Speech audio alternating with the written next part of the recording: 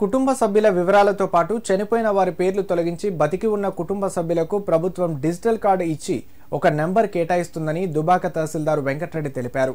ఈ నెల 8వ తేదీ వరకు సర్వే నిర్వహించి ఆయా వివరాలను ప్రభుత్వానికి పంపించనున్నట్లు చెప్పారు. సిద్దిపేట జిల్లా దుబాక మున్సిపల్ పరిధిలోని చెల్లాపూర్ 2వ వార్డులో తహసీల్దార్ వెంకటరెడ్డి 4 టీంలతో పైలట్ ప్రాజెక్టుగా ఫ్యామిలీ డిజిటల్ కార్డు సర్వే నిర్వహించారు. ఈ సందర్భంగా మున్సిపల్ చైర్పర్సన్ గన్నె వనిత భూమిరెడ్డితో కలిసి మాట్లాడారు. ప్రతి కుటుంబాన్ని తన టీం సభ్యులు ఇండ్ల వద్దకు వచ్చి కుటుంబ సభ్యుల వివరాలు తీసుకుంటారని, వారికి అందరూ సహకరించాలని కోరారు. భవిష్యత్తులో ఈ కార్డు కుటుంబాలకు ఉపయోగకరంగా ఉంటుందన్నారు. మున్సిపల్ 2వ వార్డులో 400 కుటుంబాలు ఉన్నాయని, ఈ నెల 8వ తేదీ వరకు సర్వే నిర్వహించి ఆయా వివరాలను ప్రభుత్వానికి పంపించినట్లు తెలిపారు.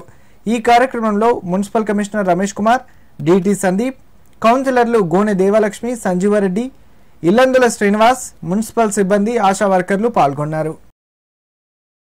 తెలంగాణ ఫ్యామిలీ డిజిటల్ కార్డ్స్ తెలంగాణలో ఉన్న కుటుంబాలన్నింటినీ ఎన్యూమరేట్ చేసి ప్రతి ఫ్యామిలీకి ఒక ఇంటిగ్రేటెడ్ కుటుంబ కార్డు ఇవ్వడం కోసం పైలట్ ప్రాజెక్ట్గా కాన్స్టెన్సీలా మున్సిపాలిటీ నుంచి ఒకరు, అంటే అర్బన్ లోకల్ బాడీ నుంచి ఒక గ్రామం, ఒక వార్డు, రూరల్ నుంచి ఒక విలేజ్ తీసుకోవడం జరుగుతుంది.